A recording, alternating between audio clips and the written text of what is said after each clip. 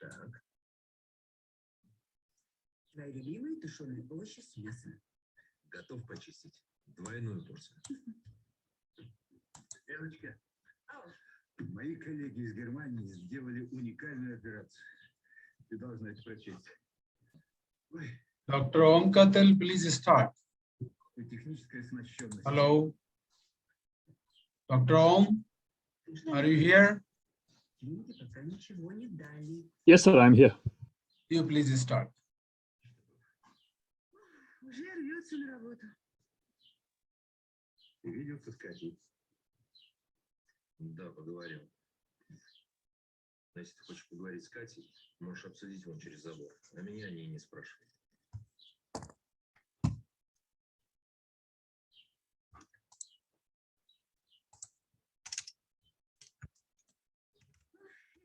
Спасибо. Помог, называется. А что случилось? Тут Катя уехал. Как уехал? Я думал, она согласится. Ведь ей нужна операция. Ничего уже не нужно. Только потому, что кто-то считает себя смертельно оскорбленным. Сказать женщине, которая попала в беду, ласковое слово, это ниже его достоинства. Так ты что, обвиняешь моего сына? Okay, is it visible to everybody? Единственный. It is okay. Yes, please go ahead. Чего не сделал? Just one test. I'm just changing. If you could tell me that if it is changing. Дурацкими советами. Yes, it is okay. Okay, thank you. Thank you, everybody. Good evening, good afternoon, wherever we are. And my big apologies again. A little bit of confusion. And okay, so today I'm just going to share a little bit about this environmental conservation in the Himalayas. So in this lecture today, I'm going to share about the little more on the forest conservation. Because one of the parameters that I have considered in this lecture is parameters of environmental conservation is the forests.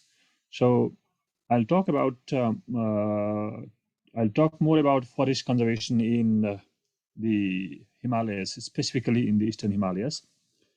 So in this today's topic, what I'm going to do is I'll just talk about the monsoon season, how the natural resources in the Eastern Himalaya, the Himalayan region, so to say, Western Himalaya. Sometimes people also refer to as the Indian Himalaya. So it is the Western Himalaya, Central Himalaya, Eastern Himalaya, which covers most part of the northern India, Nepal and Bhutan, and then North India, and also part of China. So this is very important because why we need to talk about the precipitation is that when you talk about climate change is a global phenomenon, and then this climate change affects rainfall, which is one of the components of precipitation, and the snowfall, which is also another component of precipitation. And this rainfall, snowfall, glaciers, this affects the natural resources. And in this, this is one of our studies. We have actually looked into getting the data from northern part of India, Nepal, Bhutan, which is in Himalayan range. If you just look at this left picture, there are these small stars, and these are the locations of the data which we got it from the tree. Because when you talk about climate change, and then when you get this data from global data sets, and when we downscale it to local level, it is sometimes a little bit coarse. It doesn't give the true picture.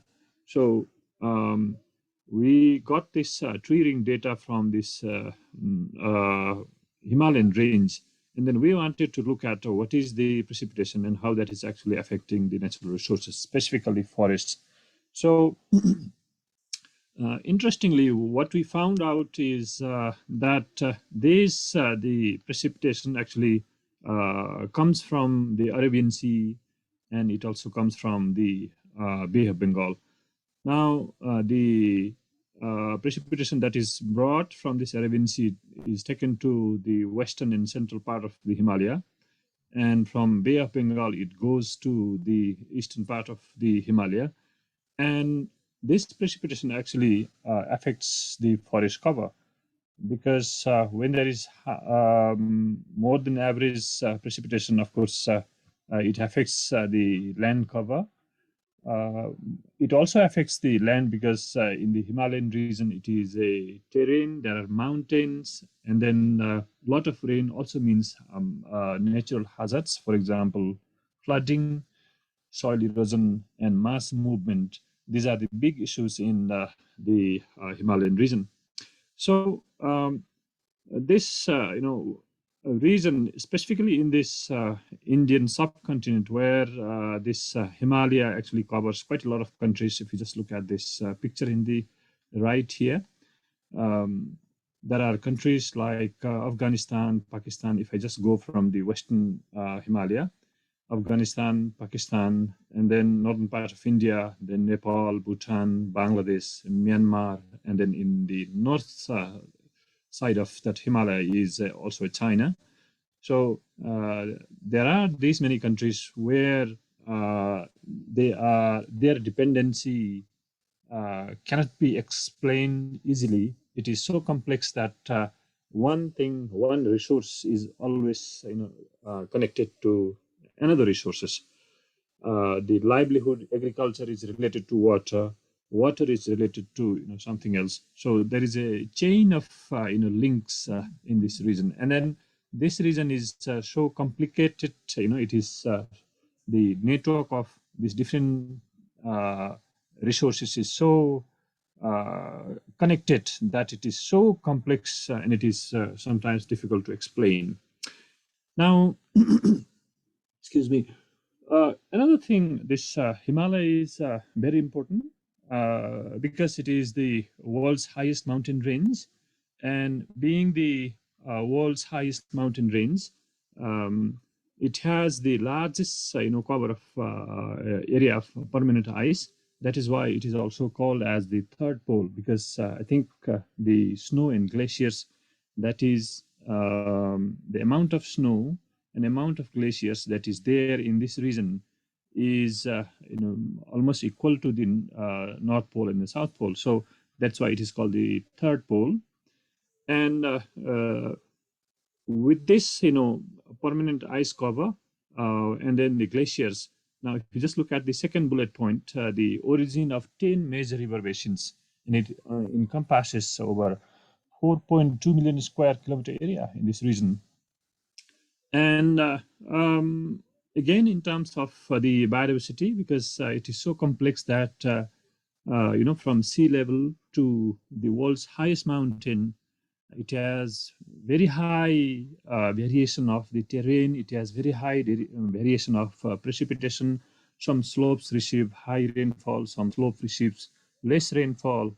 And because of this difference in rainfall, difference in terrain, difference in architecture of the landscapes, it is also home to 4 global biodiversity hotspots, 330 important bird areas, and there are other hundreds of peaks, which is also important for other sources of livelihood, for example, tourism.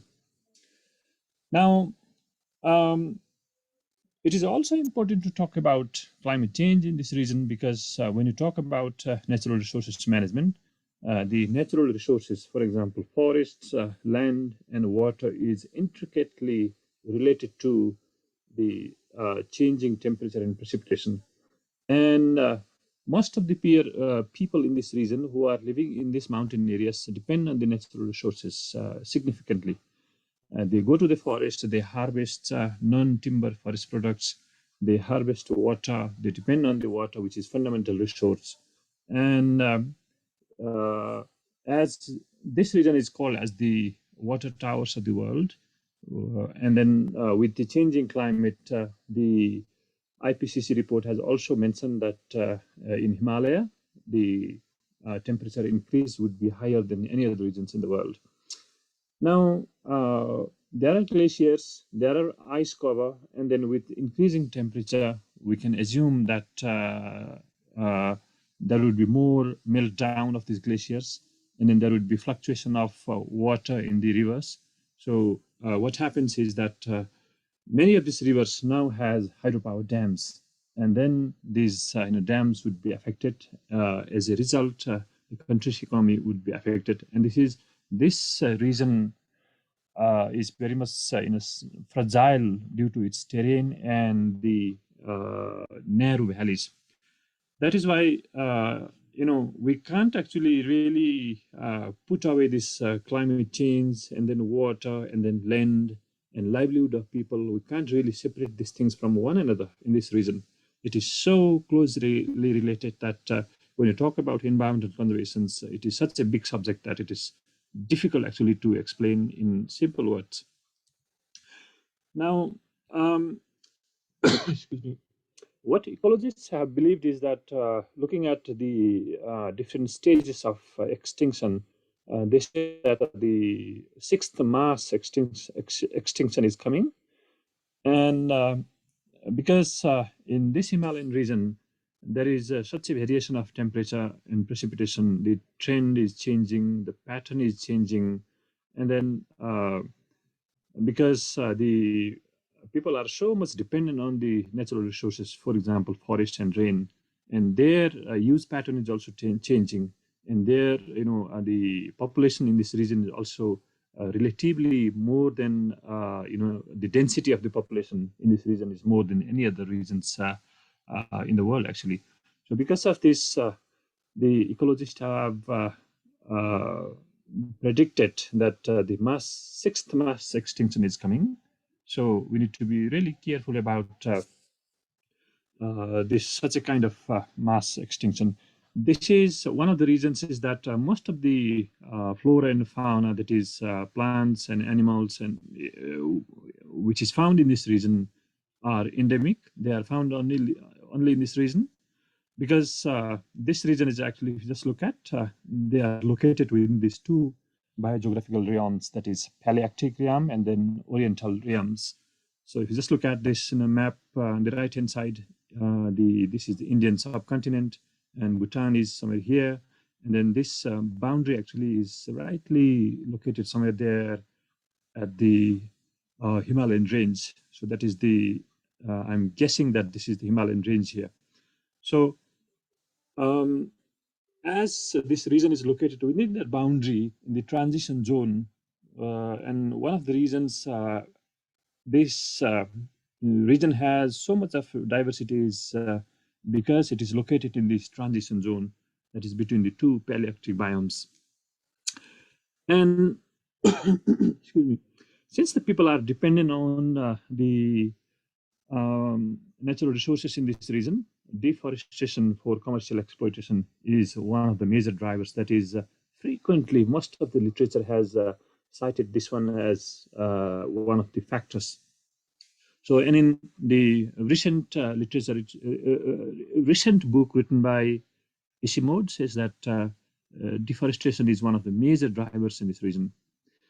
And if you just look at history, we can also find that the deforestation in this region, for example, in India, started as early as 1800 during the Napoleon War, and then later on during the maritime expansion, and it is shipped to different countries from India to UK and other countries as well. So, and another reason that this region actually experienced deforestation is plantations. Because there was a global tea market, and these markets wanted to buy more and more tea from this region. And I think based on the literature, the tea that is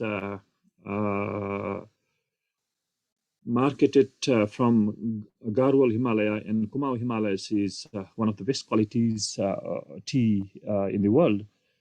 And this Garhwal Himalaya and Kumaon Himalaya, they are located in the central Himalaya. And if you just look at Nepal, similarly, they have changed the policies where the communities were taxed, and then communities used to pay taxes based on the land they are using. So because of these policies, this actually indirectly provided incentives to clear forests and converts land into agriculture, because if the communities can get something out of the land, then they can earn some cash or kind, and then they can also pay taxes in terms of cash. Sometimes they can also pay in terms of the kind. So, and based on this, if you just look at one literature, very interesting literature, I think that is the first literature from this region, which is known as this theory of Himalayan environmental degradation. They also say it is a Himalayan dilemma.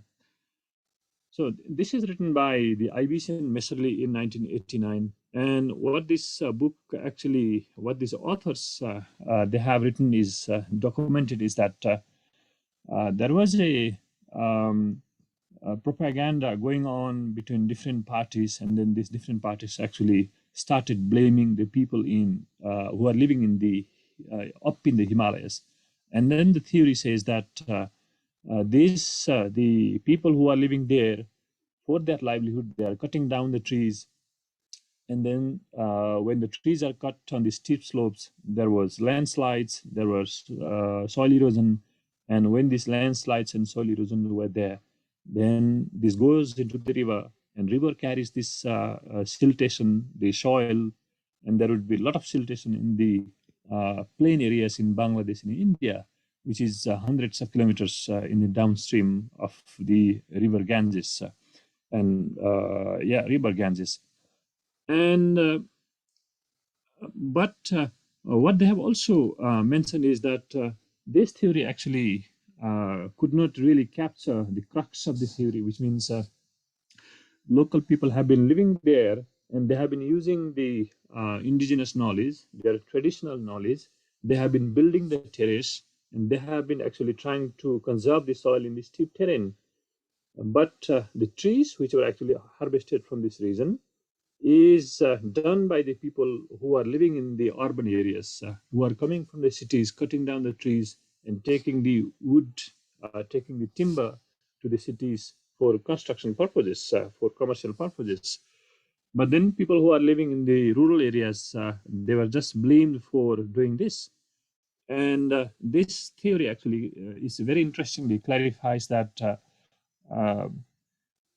people did not really look into, the researchers really did not look into the data clearly. They did not understand the complexity of the problem in this Himalayan region, and then they have blamed the different people for doing nothing.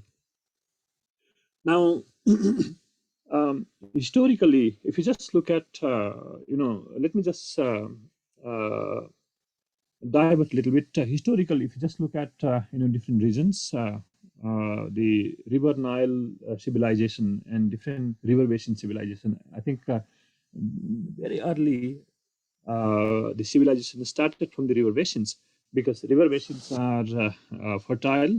There is access to water, because for any kind of development, people need water.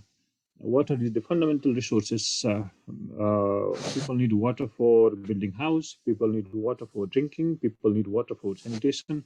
For many, almost every different activities, people need water.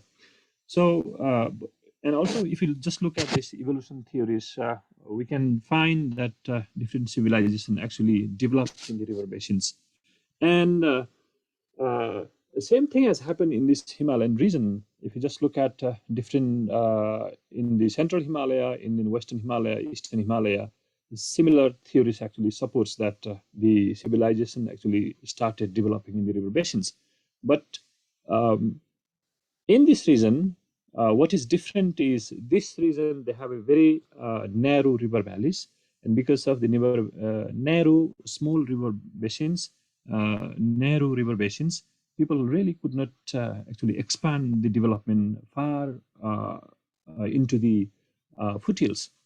So because of this limited land in the river valleys, people actually still engaged in subsistence agriculture. And then if you just look at history in 1950s, 1970s, 1990s, and in this region, actually in the eastern Himalaya, specifically more in the Eastern Himalayan region. We can find this the historical incidences or other regions, similarities in this region, like olden days of other regions is now we can see in this region. So in case of Bhutan, we can just look at the capital cities, and it is regarded now as one of the fastest growing cities in Asia. And it is, I think, the current percent of the urbanization rate of urbanization is 15% annually, which is actually quite huge, limited to land and areas. And this picture, I took it from the Ishimoto's recent publication. This talks about drivers of change in the mountain system. And what they have looked at is based on the philosophies of economic drivers. They have picked up these government policies that need to understand the physical characteristics on the land, and based on those policies need to be coherent in synergy, which is actually addressing the difficulties on the land. So they pointed out that one of the factors is government policies, another is the programs, projects, the financial investments, how much to invest and where to invest and when to invest, and the rate of urbanization. So these are the drivers that is they have pointed out from economic drivers. And from social drivers, population, because as the population grows, they use more and more natural resources. And with that, the limited areas like the Himalayan region, if the turnover of the resources is actually less than the use by people, or maybe let me put in other way. If the use of resources by people is more than the regeneration capacity of the resources, then the resources would dwindle. So that is one of the theories they have mentioned there. And another one is the Human Development Index and sense of well-being. What is the income and health and education? And there has been significant change in this region. And another thing they have mentioned is the governance. This is very important because how people actually make a decision, how they make decision to use the resources is very important, which needs to be taken into account from various perspectives, like tradition, modern, and then using traditional approach, using modern technologies. These are whether these are actually synergizing or is it contradicting.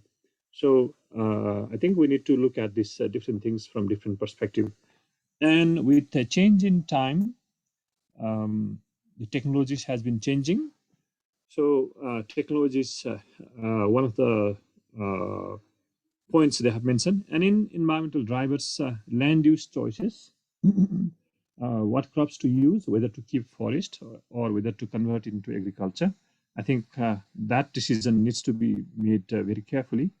Exploitation of resources, including impact of pollution. That is, in Himalayan region, the pollution is very much mobile. I think it is many literature says that the pollution in this in a terranic environment actually moves quite quicker than any other regions.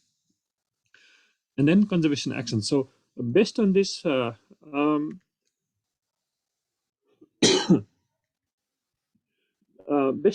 let me show you the situation in the forest of the South Asia. And when I say South Asia, the Sri Lanka is also included, but let me not talk so much about Sri Lanka. So if you just look at this, the forest cover, this is a literature paper written by Indian colleagues, and this data actually covers from 1930 to 2014. Okay, this one, different forest types. And then if you just look at another one, okay, 1930, 1995, and then let me also show you 1985. But before that, if you just look at these colors here, the 1930, just visually looking at these colors, we can figure out what was the degree of change in 1995. So, and then if you just move to another one, without using the technology, we can actually figure out with our visual observations that there is some change from 1930, 1985, and to 1995. Now,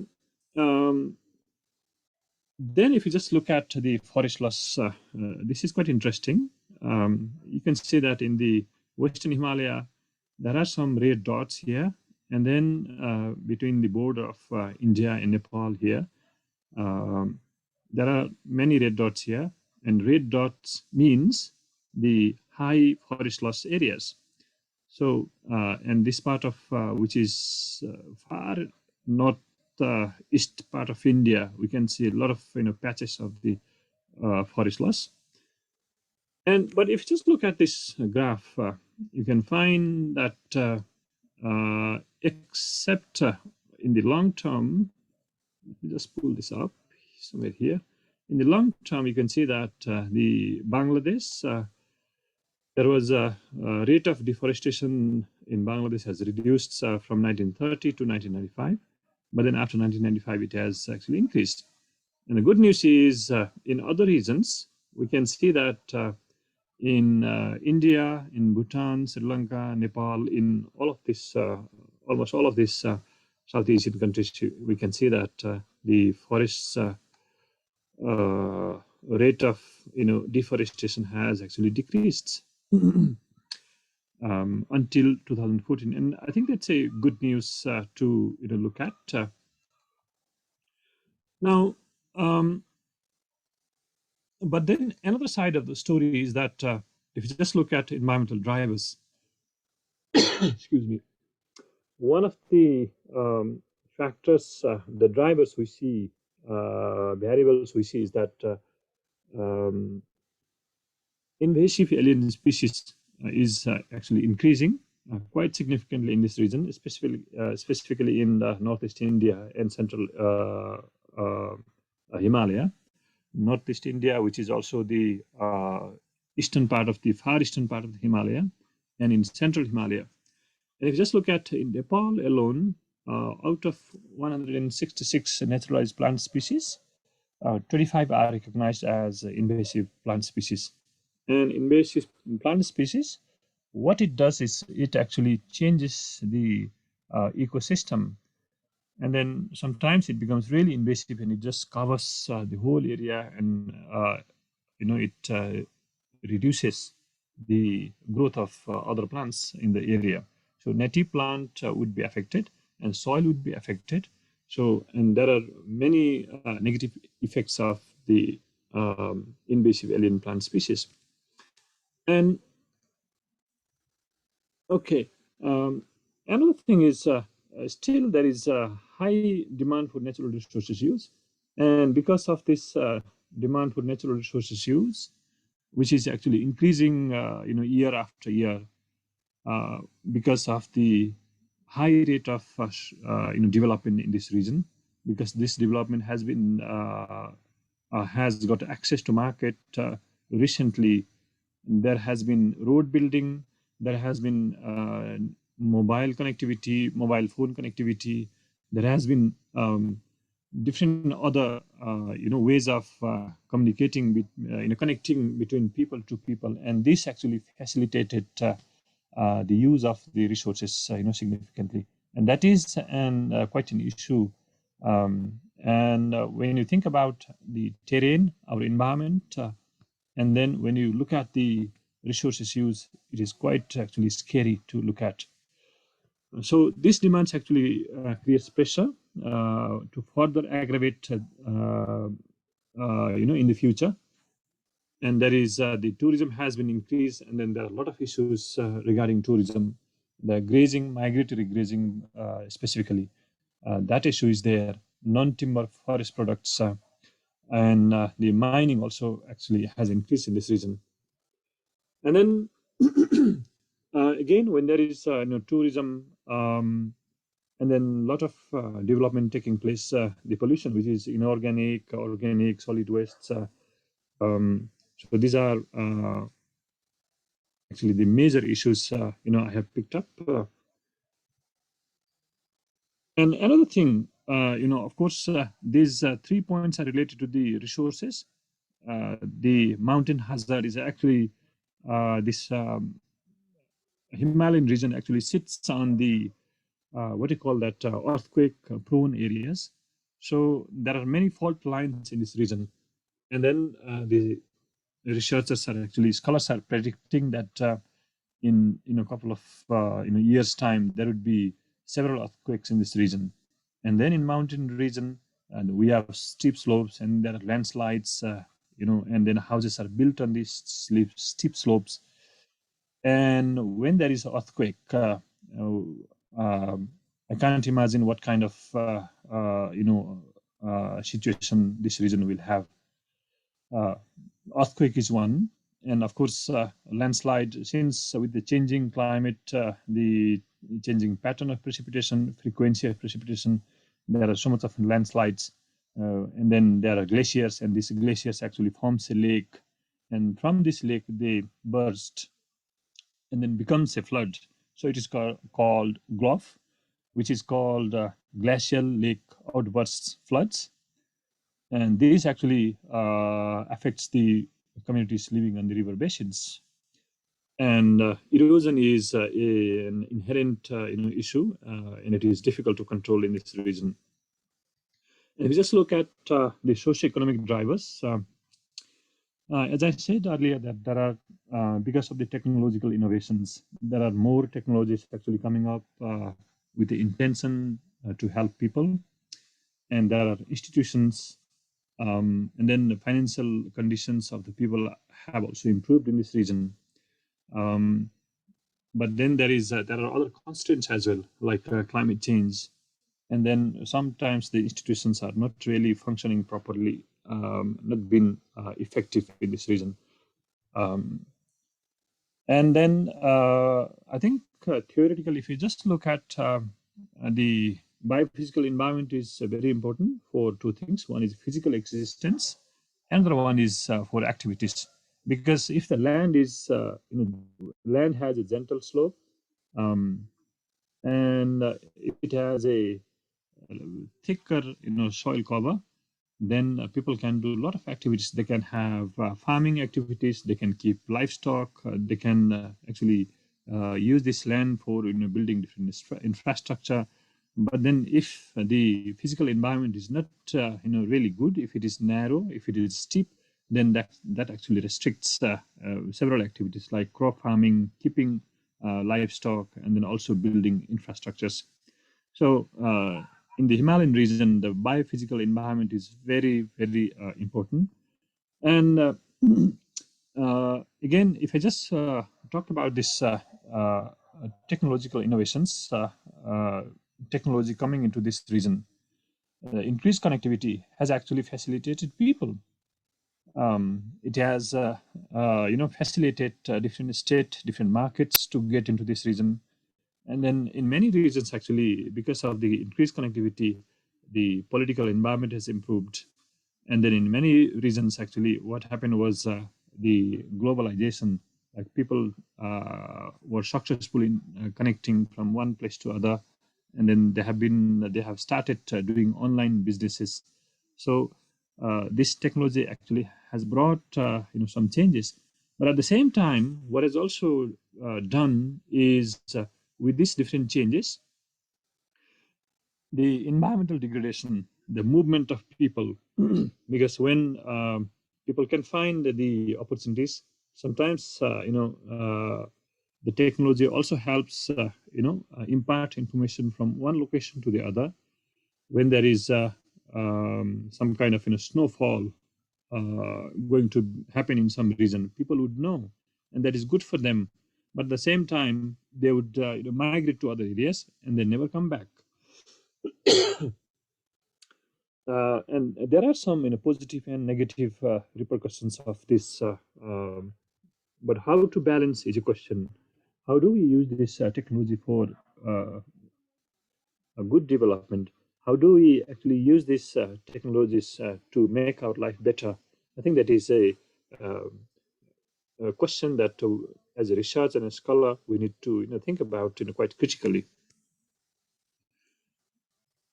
And then if you just look at this map is also from the Ishimode publications, and this region, you can see these red dots are the darker, more the red, the higher the density of the population in this Himalayan region.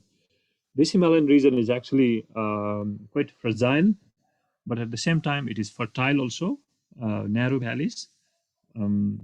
But then it is fertile, so that I think the people have concentrated in this region. So we can find that more than billion people actually living in this Himalayan region, and they are depending on this the Himalaya for various resources like ecosystem services, water, land, and then the fish to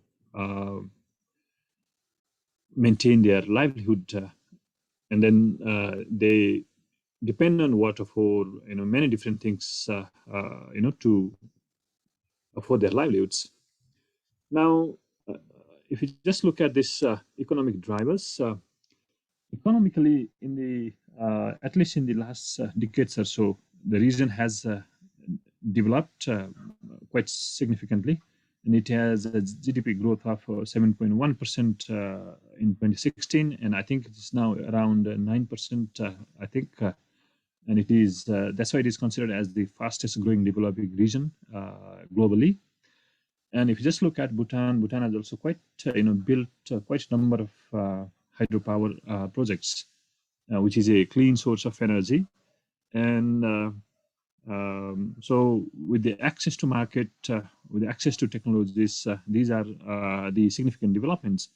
And if you just look at India and Myanmar, and the India has actually designed a policy called Look East policy, which has actually facilitated to connect with Myanmar and then expand the businesses eastwards. And all of us know that the China's One Belt One Road initiative, which is aiming to connect different parts of Asia and Europe and East Africa, that is actually bringing a lot of opportunities, of course, challenge as well. So similarly, among other countries like Bangladesh, China, India, Myanmar, they have this economic corridor.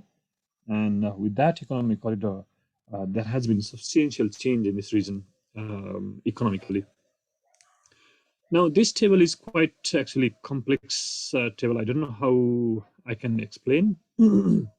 But if you just look at these drivers with three categories, and this high, the red ones are indicate high, and then the arrows, this indicates the trend.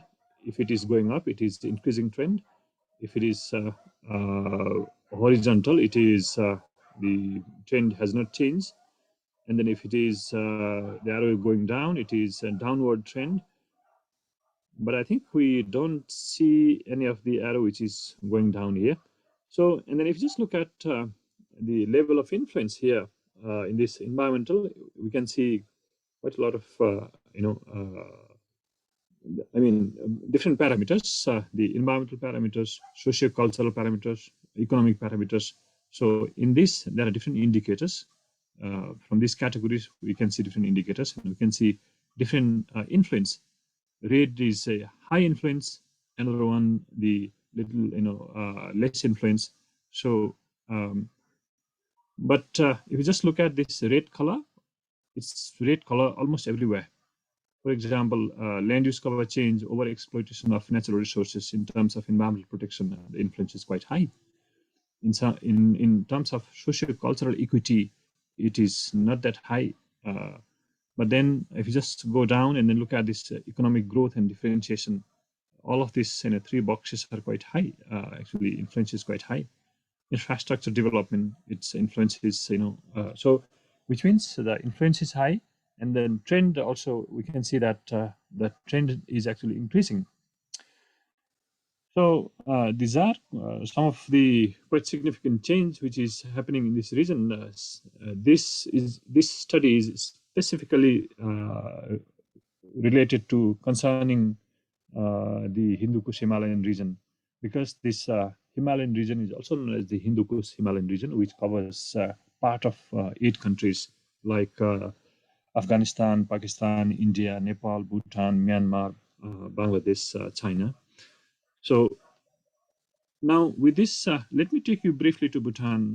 If you just look at history of forest resources management in Bhutan, it is a long history actually. Buddhism came to Bhutan from Tibet in 8th century. There are no other written records that what was there before 8th century. We could not actually dig out. But then this introduction of Tibetan Buddhism as a formal government started in 17th century.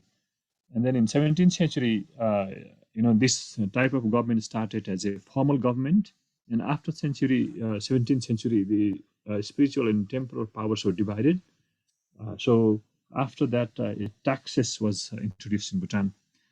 And local people used to pay taxes, mainly with resources derived from forest, which means if people have more forests, they are supposed to pay more taxes. If they are allocated small patch of land, they are expected to pay less taxes. So in 1907, the first hereditary monarch of, or the first king of Bhutan was, crowned. So then the Wangsu dynasty, the current king is the 5th king. So first king was actually crowned in 1907. So we can, from this, we can know the history of our, kings in Bhutan. So now after this 1907, there is not much written record in Bhutan until 1952, where the 1950s, the taxation was actually abolished, that was removed. And then government started, establishing different departments, and they are formalizing, making a structure of the government. So in 1952, this was the first, Department of Forests in Bhutan. And then the first act was actually enacted in 1959, Bhutan Forest Act. And then followed by 1994 conservation policies, and the 74, sorry. In 1974, the conservation policy says that Bhutan will have 60% of the total land under forest cover for all times. Whatever it is, whatever development Bhutan does, Bhutan needs to maintain 60% of the forest cover. So that's what it's mentioned in 1974. And the concept of gross national happiness was introduced by the 4th king of Bhutan in 1972. So after introducing the concept of gross national happiness in 1972, the concept of 60% of the total land should be under forest cover. This was introduced in 1974. So to maintain this forest cover, there are different, different discussions, different debates, discourses, and based on that, the government came up with the idea that actually country needs to establish protected areas, because if there are protected areas, the forest would be protected automatically. And in 1995, we can see that 26% of the country's area is declared as protected area, and they are under the protected system. In 1999, another 9% is added. And then in 2008, one new national park was actually declared, and then that made up the, little more than 50% of the land area under protected system. So in a minute, I'll show you that the location of different protected areas in Bhutan. Now, if you just look at the constitution, I said that we just go back to this slide, 1974, the 60% of the land area under forest cover should be in perpetuity. That is mentioned in Forest Conservation Policy in 1974. But the constitution was enacted in 2008, and in that constitution, this point of 60% forest cover for Bhutan is also mentioned specifically. So if you just look at this picture, this is not very clear. I'm sorry about this picture, but this picture actually tells us that if you just look at this area, there are not many forests, before 1950s. Which means if you come to Bhutan and look at our forest, this forest is not that actually old. You can't find trees more than, you may rarely find trees which are older than 60, 70 years. So most of the actually trees that you find near to the road points, near to the settlements are only like 50, 60 years old, because the forest has been exploited quite substantially in the past in 1930s, 1940s, before 1950s. So after 1950s, it was actually formalized and then taken over by the government. So in Bhutan's conservation system has 3 phases. First one is people used to manage forest, and government realized that it is not a good idea to actually give everything to people, to manage it. Government needs to intervene. So government took it over in 1950s. And after that, in 1995, now government realized that it is not a good idea to actually manage the forest from the top. So government came up with the idea that the forest needs to be actually managed with top down and then bottom up approaches. So there are 2 approaches. Government combined this one, and then currently the government has a 2 tier system, which is a top down approach and then bottom up approach.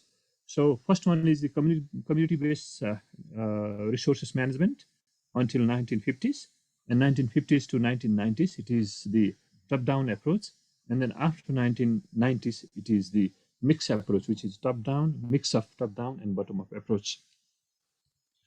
So as I said, this is the Article 5 of the Bhutanese the Constitution.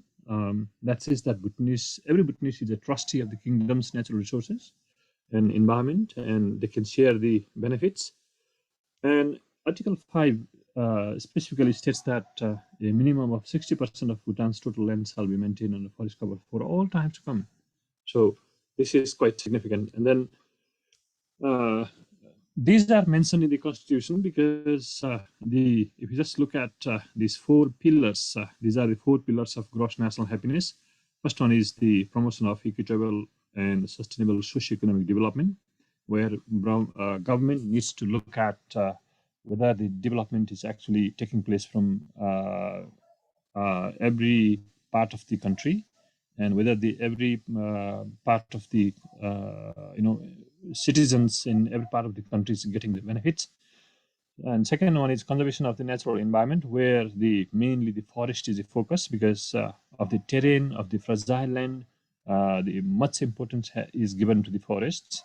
And also, I think currently now, when you look at the climate change, its impact, the ecosystem services are quite important. And then it was quite a far-sighted, thinking in 1970s that when almost all of the countries are fighting for GDP, Bhutan actually took a different approach to look into this gross national happiness, and then gave this interesting concept of we need this ecosystem services. We need to respect the nature. When we are getting things that we need from nature, we also need to respect the nature and take care of them. And the third one is preservation and promotion of culture. Then the fourth one is the establishment of good governance. So these are the 4 pillars of the gross national happiness. And the forest actually comes under this, the conservation of the natural environment. So that's why it is interesting to see that from constitution to the policies to the planning, we have this concept of the pillars and then the different indicators, and then they look at these different indicators. And then more than GDP growth, they also look at the well-being of the people. And there are so many indicators to look at those. And this is a capital city in Thimphu. I would like to welcome all of you to my country. This is a capital city, and then it is quite an interesting city. This is quite an old picture, actually. I think I have taken 5 years ago. it has a little bit change in some part of the country, but not so much change. But still, the forest has not changed so much. So you can still find this the city something like this. And let me take you back to this conservation and policies into action. You can see that these dates, when were these different national parks were introduced. The number 11, you can see that Royal National Manas National Park, it was introduced in the 1966. That was the first national park in Bhutan. And then after that, we can see only the 1995. There are quite a number of protected areas introduced in 1995. Then 2000, 2003, and 2008 was the last one. And this actually represents more than 50% of its country's national total land area. And this is the first one. And then other national parks came, and these were actually connected by these green areas. These are called the biological corridors to allow species movement from one place to the other. And then that one, the last national park, established in Bhutan. So if you just look at this colored area, and then other areas actually, it is the colored area is actually more than 50%. So now I show you this, the blue threads are rivers, the red dots are the settlements, and then there are this protected area system. Why I'm showing this one is to share with you that in Bhutan, local communities actually live inside the protected areas. There are stories of local people evicted from outside of the protected area. They are actually asked to migrate, asked to move away when the area is declared as protected system. But then Bhutan, this is a little unique in the sense that Bhutan actually allowed people to live inside the protected areas. Because one of the reasons is that if people are living in that region, they have developed quite a, connections to that place. And then if they are living there, they would actually they would actually like to live in that area. If not everybody, at least most of the people actually, wherever they are born, they like that place. They are grown up there. They love that place. They like to be there. And then in that sense, there is also discussions saying that if people like to live there, they would also respect that area, and then they can actually take care of the resources that is there because they can think about their future generations. So based on this argument, the people are actually living there, and we can see that the people are actually taking care of their own resources. And the idea that fences and fines, I think sometimes it's not a good thing to introduce in a region where people have a harmony and they are living with nature. So in that in respect, it is quite significant. Now, this is about Bhutan. This is how Bhutan has been successful in terms of environmental conservation so far. And that is in the global discourse, we can find that the discussion about how Bhutan has been successful, and they have actually used this gross national happiness, which is actually also a little bit Buddhist philosophy. They have actually combined with the theory to actions, and then that has actually become quite effective. And of course, it's a very, very good example. But then another perspective to look at is Bhutan is a small country with small population. How can we actually implement this in other countries? Would be the interesting question to think about. One argument is that although Bhutan is a small country, but if Bhutan could do with a small effort, if Bhutan could make such a big impact in this region, why not why not a big country? If big country does small things, it would be a very big impact actually. So that is another argument. But then what scholars say is that in order to actually bring up these issues and address and then actually share the good news to other countries and then convince them, we need to actually understand several things in this region as well. So in this region, how can we actually improve the accessibility? How can we actually improve the decision making? How can we actually improve the living conditions, livelihoods of people? There are these several factors that they have mentioned, and then one is the decentralization and community participation. In the last decades or so, there has been so much of improvement, but we need to actually mobilize more communities, and then we need to actually bring in more communities and then work with them, and then we need to learn from them what they believe, what is their practice. And the diverse multi-stakeholder engagement, where different people, we need to bring these different people into one platform, and then we need to actually discuss this so that different people can understand. And when scientists are working in silos, their findings could be quite significant. But at the same time, if they are not being able to convert this scientific result into a common language, it is almost a failure. So there would be no use of doing such a big research, but not being able to convert to understandable language. So I think there is a still a long way to go, and then we need to actually understand this the emergence of multi-stakeholder engagement. How do we do effectively, and how do we improve this in this region? Because this region also means that different culture, different tradition, different people are living, different languages, different beliefs, different religions. There are hundreds of different kinds of religions, and then they are although living in harmony with among each other, but then at the same time, when we are making decisions, we need to actually understand the different perspective from at the different region at different time. So another thing is these institutions play quite significant role in implementing policies. So these institutions need to be empowered.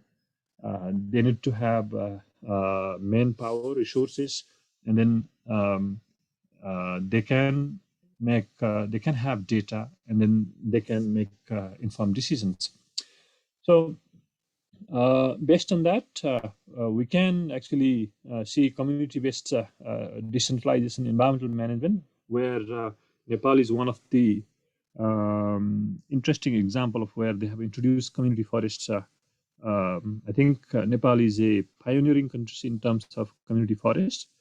So if you just look at Nepal's approach of convincing communities, it is quite interesting to look at, and I think we can take that example and then similarly, but then we may not copy and paste it to other regions, but then strategizing and then modifying that and implementing based on the needs to different regions. I think we can be successful. And then another one, the most pressing thing that is missing in this region is the transboundary cooperation for regional well-being. We have ecosystems. For example, we have seen that map of the Hindu Kush Himalaya, where it covers 8 different countries. And these are ecosystems actually. But these ecosystems doesn't know the administrative boundaries. And administrative boundaries actually break these ecosystems into different pieces. And that is where the complexity arises. And this is, I think, of course, in the last 10 years, the literatures, say that there has been substantial improvement in transboundary cooperation, but we can do better in the future, so much better, because we have not been able to even make it to the benchmark until now.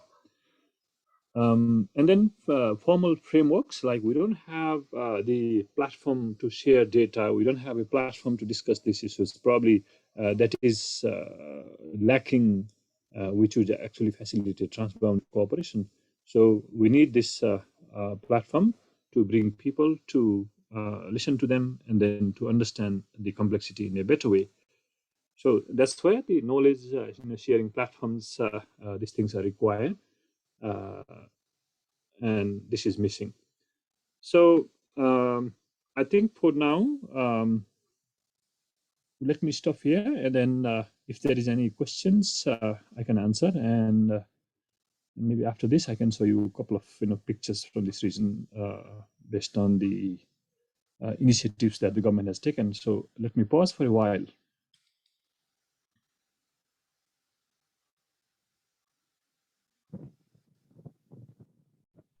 you, Doctor. Hello. Hello. Yes, audible, sir. It is okay. Please, it is done. I think you please close this screen. So Okay. let us have some questions. If somebody is interested to come forward, okay. So, is there any question from any side? Anybody is interested? I think some people are willing to have some question. Please.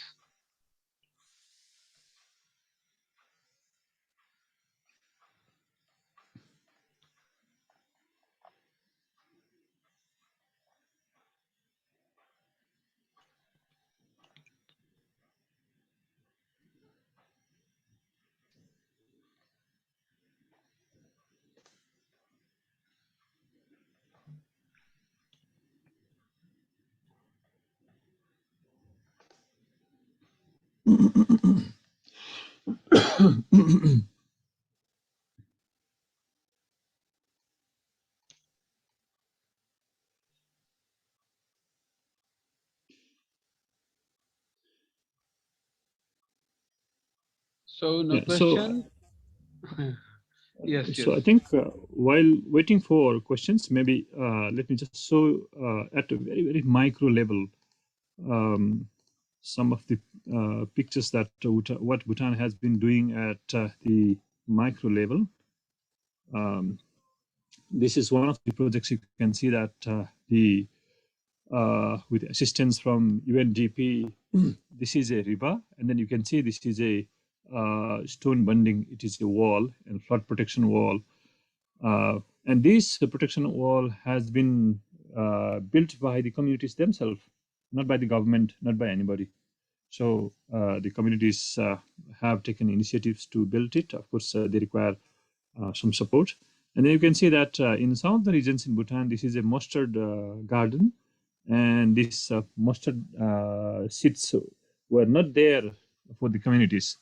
So they seek support, they sought support from different communities, different stakeholders, and the stakeholders actually provided seeds, and then they started, cultivating these seeds. And they have also installed, machine, oil dispensing machine. Now communities, they have their own oil, their own seeds, they cultivate, and they don't need to actually travel to the market to get oil. And since this region is quite steep, and when there is rain is coming, rain actually goes down to the stream, and then it flows into the rivers and then goes into the ocean. So we don't really could capture the water. So communities actually, they have built this kind of pond inside the forests. So if you go to some of the regions in Bhutan, you can find this kind of pond. When there is rainfall will come to this pond, and then this water which is collected there would seep into the soil and recharge the aquifer. So because spring water drying up is one of the major issues in Bhutan.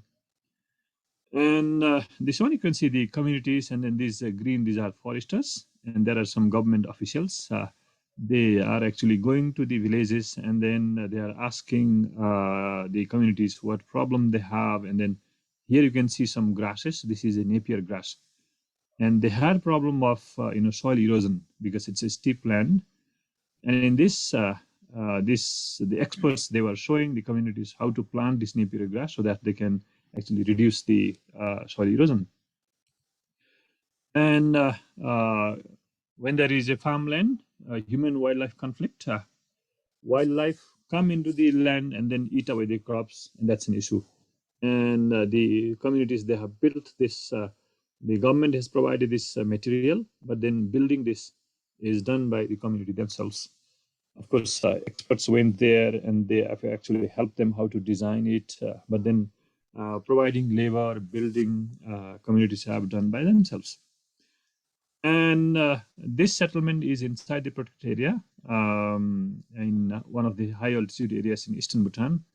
And here, what the UNDP in Bhutan has done is they have provided this zinc sheet, this roofing material, because without this roof, communities would use, they cut down the tree and then they would put it as a roof, which means more trees would cut down. So to reduce cutting down of the trees, they provided this zinc sheet, which can last for, a decade or so. So then the cutting down of the trees would be reduced. And the tradition and culture, I think the Bhutan has so much of different cultures, different traditions, and then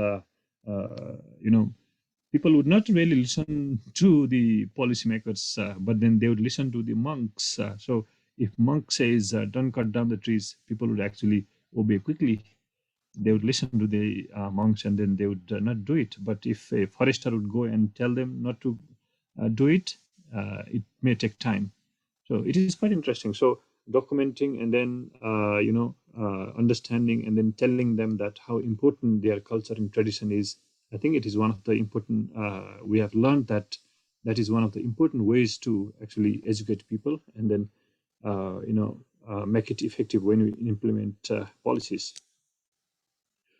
So yeah, and then sometimes what this is a water resource. Actually, there is a water coming up, and then they put this tank here, and then from this there is a tap. In order to protect this, what people also do is they would put this in a prayer flags, and these prayer flags is a kind of symbol that this area is protected, and then people would not pollute this area. So that has become quite an effective strategy to protect the water resource areas. And then people work. Most of these are women actually. They work something like this. This is in one of the communities in Eastern Bhutan. They work like this. So it's quite interesting to see that community, they mobilize themselves. We need to provide technical support. We need to provide a little bit of resources, but managing resources, they would do it by themselves. Okay, so that's all I have.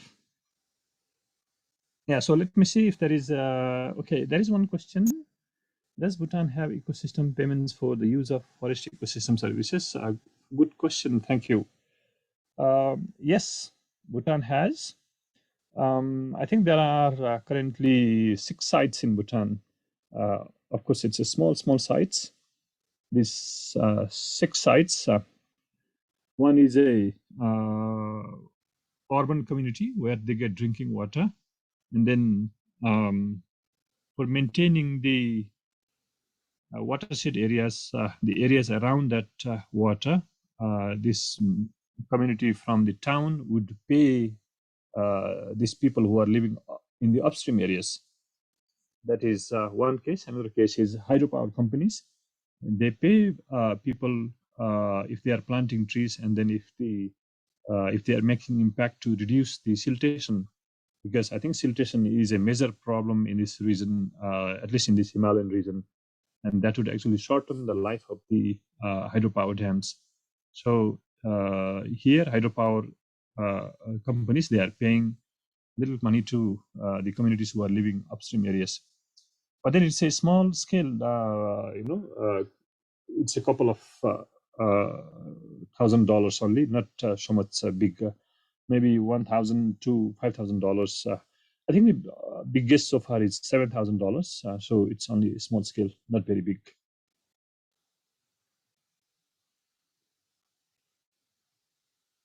Yeah, so I'll stop there. Thank you.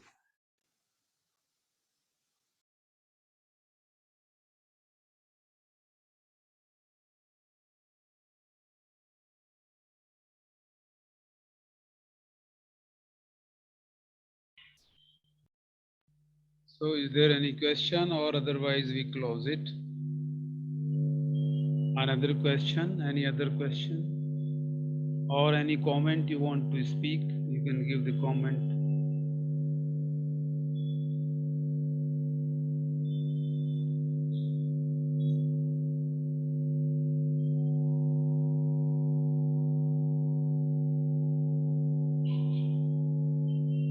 Okay, Dr. Om, you have very well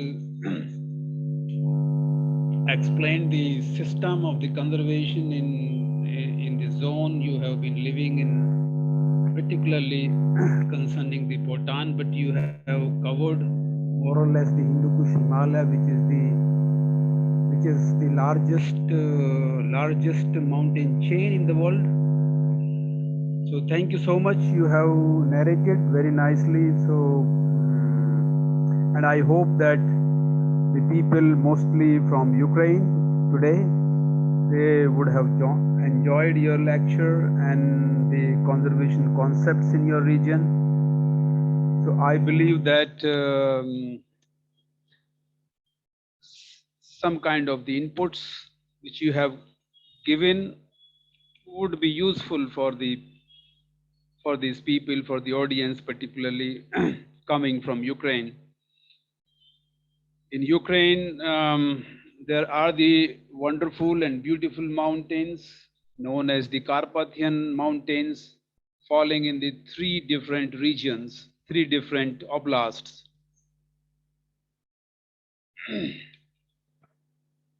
But there are, differences between the two two mountains like Himalaya and the Carpathians, and these differences are basically the lifestyle of the people and the lives of the people. Okay, so there are not many differences, but there are the differences, and obviously they are inevitable because the different topographies, different geographies, and they naturally affect the pattern of the human beings, how they evolve their systems. So that is obvious, but largely these lessons can be extrapolated to the different parts of the world. So I believe that something useful can be taken away from this lecture. So lastly, I think 3 persons have written something. Thank you. Okay. So let us close this, and lastly I apologize for the inconvenience today that has happened solely because of me, because I forgot I forgot the time. I had a confusion between the times. It was 14, but I was thinking that it was 16. Anyway, please, this is a big sorry for this. And the next lecture would be is on 15 and another is on 17, and there are quite important lectures, very, very important. So I request that many people will join them. Thank you again, once again, Dr. Om Katel. Thank you so much, and to the audience Thank you, as sir. well. Thank you. Yeah, thank Okay. you, sir. Take care, sir.